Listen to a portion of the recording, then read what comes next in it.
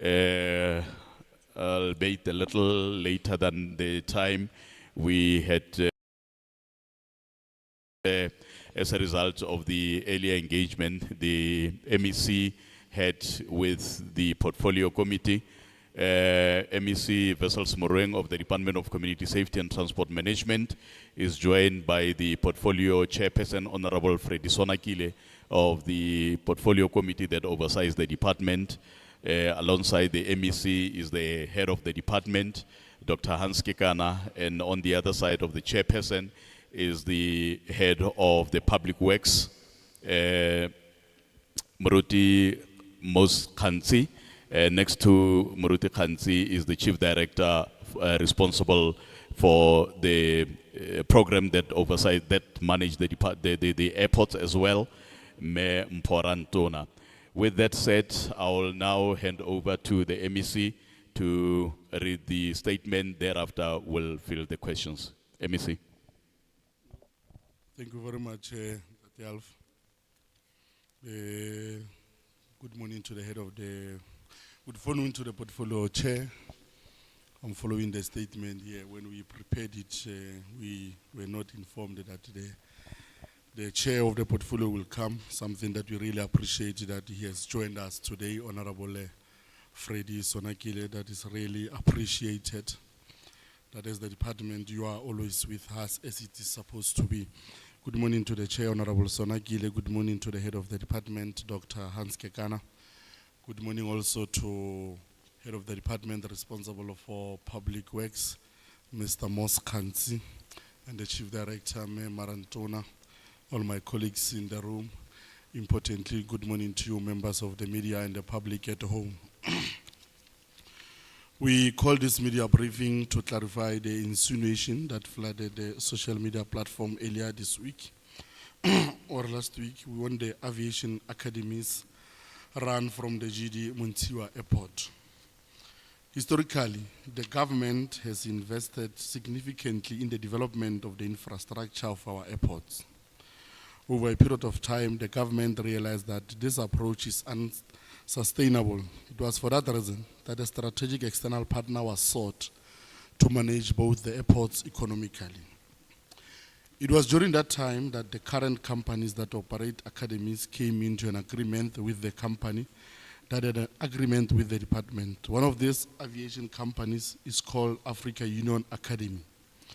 Before then, the Africa Union Aviation Academy had a lease agreement with the department from 2006. The lease went on until the airport was taken over by the management company after signing an agreement with the department. During that time, as part of the agreement, the Africa Union Aviation Company renovated all the buildings at the former Air Force Base from 2007 to 2008. This after the building was vandalized and looted during the Butatswana uprising in March 1994. As part of the renovations, they built the lecture rooms and auditorium.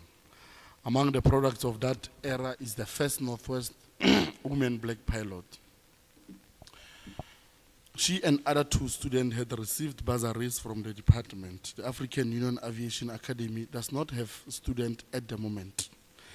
The other aviation school operating at the former Air Force Base is called Paramount Aviation and is owned by Ms. Kaela Seo Okafor, who is a South African, and her husband, who is a Nigerian national.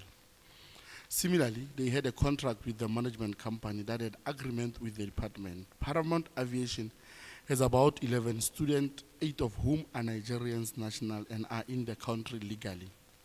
The department's contract with the management company has ended, and after their departure, the two schools continued to operate without any agreement with the department.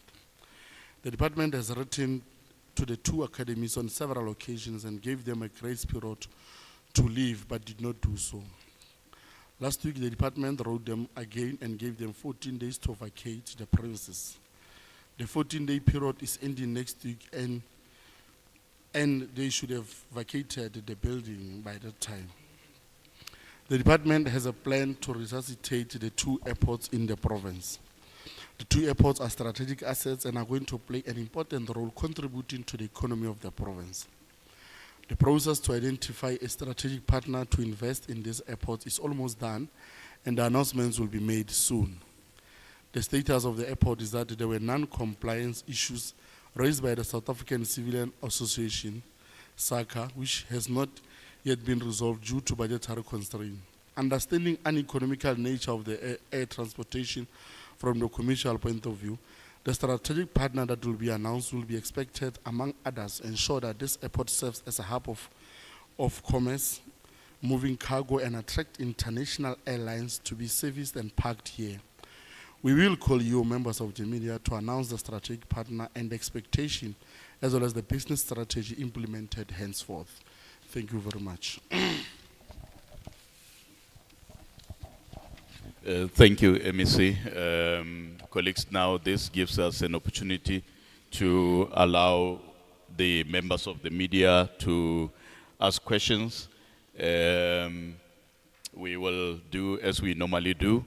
We will recognize the hand, and then you will then identify yourself as well as the organization from which you come. Relitselela, thanks for joining us. We missed you last week, but Ralebocha, Relitselela from Mahikeng Mail. We have SABC here.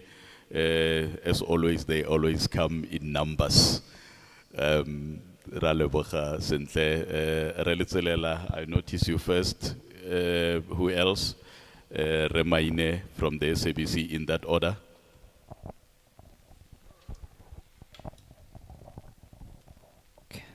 One, two. Dumelang Bagolo, thank you very much for the opportunity. From your media statement that you just read now, the MEC, I just wanted to know from you what has happened between the department and ROCOM, because ROCOM System was the first company that was given a lease agreement to develop the airport. We would like to know what is the status between you and ROCOM. Has the department settled between ROCOM, and what is the settlement outlines between ROCOM as well as the department? And we just wanted to know as well, because there's another management company here by the name of MAMCO. How was it playing a role in those aviation schools that were participating here? Thank you very much. Thank you, Relitselela. Remaine. Good morning, everyone. MEC, I just want to get clarity from you. As we were doing the story, we have spoken to the lady who owns the current aviation, where she was saying that she wrote several emails to the department without any response. Are you aware of those emails that have been sent by the current School of Aviation that is here, and what caused the delay in terms of responding to that woman? Because she was saying that by now he would have got the service level agreement between the department and his school. Thank you. Thank you. Is there any other question before we give over to the MEC to respond? Remaje, welcome as well. We missed you last week. Ke a leboga Bra Alfie. MEC, we understand that most of the questions that were posed by the portfolio committee, your department said you will put it in writing. So that means you don't have much of information of what is actually happening here.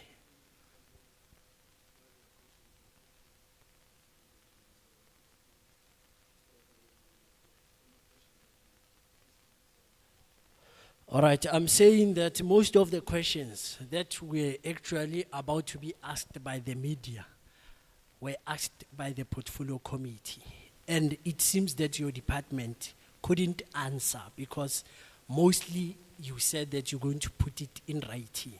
So it shows that there's nothing much that you can give to the media. But anyway, let me raise my questions. As the department, are you not... Sorry, Remaje. Normally what happens is the portfolio committee, the correspondence between the department and the legislature as a whole, it's always done in writing, in the form of reports. And that is why it was answered that way. It's not that there wouldn't be answers for the media. It's only that the normal way of correspondence between government and government entities, as well as the oversight and the legislature, is done in the form of written reports. All right. But we can give you those reports if you are interested. No, it's okay. I am interested. I will wait for those reports. Okay. My question is that as department, are you not maybe concerned that there might be illegal activities taking place here? Because it seems that you have just discovered what was happening here for the past 7 years. Are you not concerned? And also my question is, have you also conducted a security assessment at this airport just to check that maybe some of the activities are not involving criminality and stuff? If you have conducted that security assessment, just give us the brief that what is the update. And also we understand that those who have been operating here, according to our colleagues here, they said that the lady mentioned that she has been communicating with your department through the director from the airport. My question is, have you also received that report, and what did you do about it? Also, is there any monitoring and evaluation that your department has done? And if not, are we going to see consequence management kicking in? Thank you. Thank you very much. Thank you again, Remaje. I think of all the questions, Remaine, and some of your questions are mainly administrative. Therefore, I'll request the HOD to answer those. But before then, there was one political question that you asked, which I'll request the MEC just to give an overview on it in terms of the security threat. But majority of them, I think, are for HOD. I'll begin with the MEC to give that, and then the HOD will respond to the rest of the questions. Thank you, MEC. Thank you very much, MEC. Correct. Thank you, Ushek, and thanks, colleagues, for the questions. Related, in terms of the status of RUCOM systems, their contract lapsed, and the department did not renew the period that they were given. There was a purported extension over and above what was in writing, and in our engagement as a department, we considered the matter closed. In terms of the role of MAMCOM, we are in court with MAMCO and PEPCO. There's another one, Coronella and Velocity. We've issued the letters of demands. So because the matters are in court, and you'd know as the media that would leave them at that level and await updates in this regard. But we can, it's information that can be shared with yourselves. In terms of the second question, we thanks, Ushe, to say those that are in writing for the portfolio committee, that's the procedure. Your question was whether we are not concerned that there might be illegal activities taking place at the airport. It's not just in the airport. Our role is to provide oversight on the work of the South African Police Service responsible for safety. But in relation to the airport, there has been work that the SSA has been doing over and above what we presented today. Have we received a report from Tate, the responsible director, Tate Smartly? Yes, we have received that a report, and that's the same report that we'll be sharing with the portfolio committee as presented in the earlier meeting. Is there any M&E and consequence management? My response was that we don't necessarily have a monitoring and evaluation unit, but we've got two senior managers. One is at the director of the airports, and one is the deputy director based here at the airport, who are responsible for the day-to-day management and running of the airport, including the precinct within this airport. Thank you.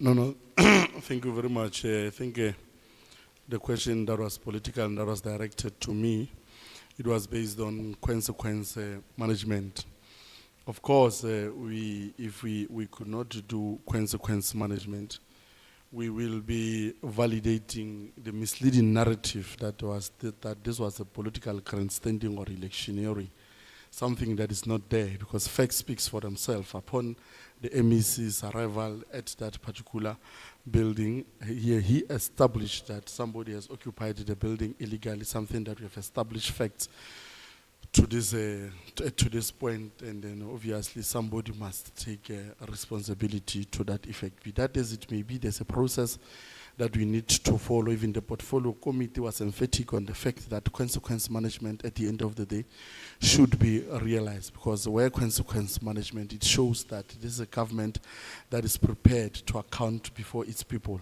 So where accountability speaks to actions that are taken as a result of a certain action that seems to be transgressing the Batopele principles that we know they govern government and all other policies that are there. So the MEC will definitely embark on that consequence management, but we need to be factual and understand when we are to implement that consequence management, so that we do not find ourselves with an egg on our face, so that we'll do things that are in line with the guiding prescripts that are guiding government.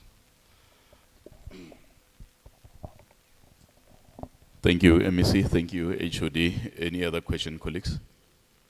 Sentle, and who else? Remaine, Relitzelela, in that order. Rebabile, we also acknowledge your presence. We'll start with Sentle, and then Remaine, Luena, Sentle, are you asking the same question? Just checking. Not likely. Okay. Okay. Sentle.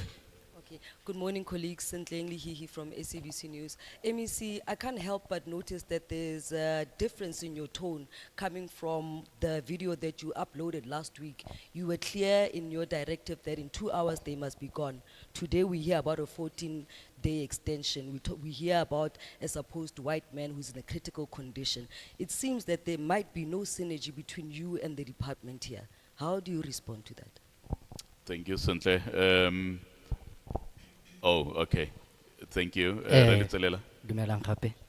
MEC, I just wished to know that the new service provider, which will be a joint venture, how long is it going to take for them to develop this airport? I just wanted to know how long is the year for them to develop the airport as well as to operate and run the airport in profits. Thank you very much. Thank you, Relitzelela. I think the first will be for MEC and the second will be for HOD. Thank you very much. Relitzelela, you spoke of a joint. I'll be happy to know who's appointed. It looks like you know who is appointed, because you are speaking of a joint. And the joint venture, and as far as I know, the process is that the provincial internal audit. Then from there, that's when the department through the HOD will appoint the company. I'm not privy to that information as to who has made it, and as far as the company that will be appointed is concerned. The details surrounding that matter that I think is public information is that it's a lease contract of 9 years that we, of course, when we call you and announce the person who has been appointed, will present to the public what is expected from that particular service provider. But importantly is to develop this infrastructure and make sure that these airports are economically viable. Like I've indicated in the statement that in the main, this one we want to use it for the cargo, and the one in Johannesburg for the passenger airlifting, given the surrounding tourism that is found in the area of Bojanala. But when all is said and done, the aim is to create more jobs and use this facility to the benefit of the people through economy and job creation. But we'll outline the details of that contract because we need to be transparent to the people and the nature of that contract. But that's whether it's a joint venture or not, that I can't know, because there are companies that have applied as a joint venture, others that are not joint ventures. But I don't know who's the particular service provider that has made it in as far as that is concerned. The question from Ausi Sentleng is that there's no synergy between myself and the department, and there's a sudden change of tone. There's no change of tone. I was very clear on that day that the people have to vacate. And then importantly, you must remember, Sentleng, we are dealing with human beings here. whether they are in the country legally or illegally, there is a right to life in the Constitution that we must be able to protect when we are dealing with human beings. And then that's why we gave them 14 days so that they can be able to vacate, they can make their preparation to leave. We are a government, we cannot just enter there and take them to the streets. Some are women, imagine if they can be subjected to GBV and all that, irrespective of their status, of which I've outlined their status that we have established that they are in the country legally. Be that as it may be, even if they were here illegally, we're still going to adhere to that, respect that aspect of the Constitution. Because when you subject them to the conditions that we are not even sure that they are safe, they can be killed.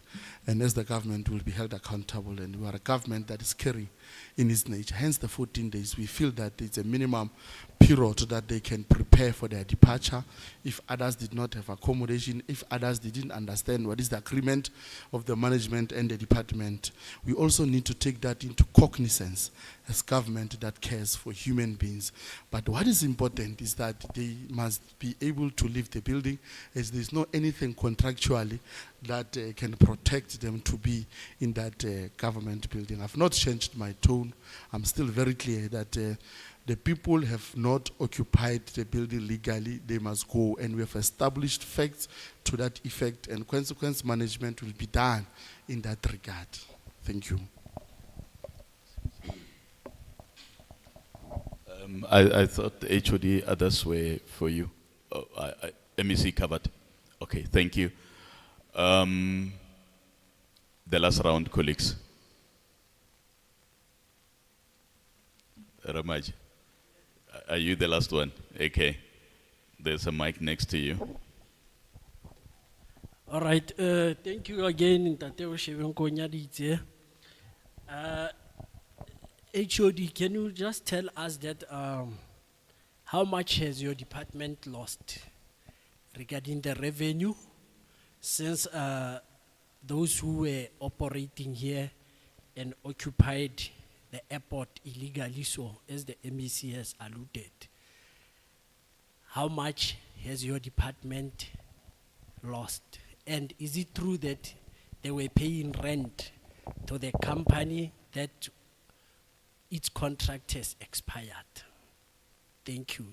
And to you, MEC, are you maybe aware of any detractors around you as a politician or individual? So, because I've read Sunday World, and then there were people who were quoted saying that you're doing this simply because there is a big contract that is coming, and you also wanted to serve it to your cronies. Thank you. Sorry, can you said it was referenced in the Sunday World. Are you saying that what you are saying is captured in the Sunday World? I'm saying that the person who was quoted in the Sunday World article mentioned that there was something that is actually happening. Maybe the MEC, I'm not sure whether how to explain it, but it says that there might be, my question to MEC is, there might be detractors that they want MEC's head. Is he aware of that? You can read the article and quote the person accordingly so that maybe it could be clearer. Remaje, I don't want to make this a dialogue, but I want to go to the article as I think a lot of us have read the article, but I don't remember having come across anywhere in the article where they are referring to MEC cronies. Oh, those are your words. Oh, okay. All right. You say cronies. Okay.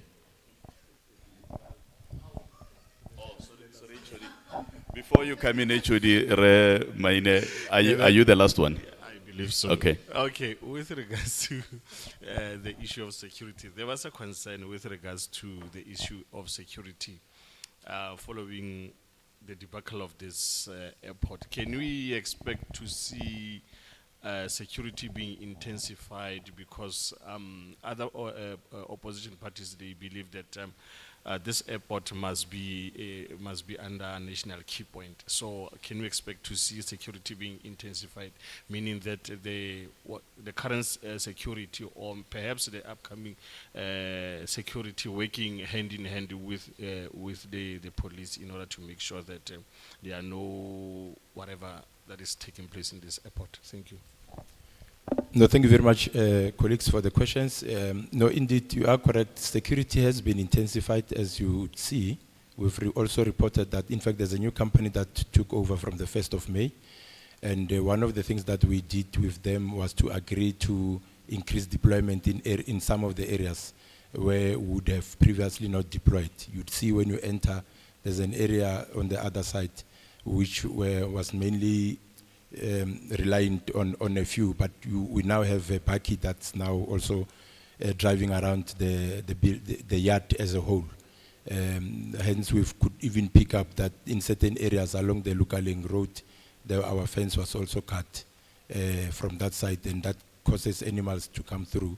But it was through the intensification of security that they could even pick that up and handle it. Then the other question was, your first question was on the loss of revenue. We have asked the portfolio committee to put it so that we can then quantify what is that, and would indulge you with the same response, because it will then have facts in terms of what numbers are we talking about. And the same was also asked on your second question, whether is it true that the current occupants were paying rent to a company whose contract has expired. Would also just verify those facts. Will share the responses with yourself, with your indulgence. Thank you very much, colleagues. Well, though I did not get your question, because from where I'm seated, it defeats logic. If me going to take the people that have occupied the government building illegally has anything to do with me swaying direction of the project that I want to be given to my cronies in an inverted comma. So you say it defeats logic. I really do not understand. It does not make sense. It's senseless to me, because I don't understand how is the contract linked to the people occupying the building logical. I think whoever was saying that thing is just I will say he or she made more sense when he was quiet, because I don't get what he was saying. Honestly, it defeats logic. It's stupidity, for a lack of better way. Thank you, MEC. Colleagues, this brings us to the end of this media briefing. We would like to thank you, colleagues, as well as my crony from Taung.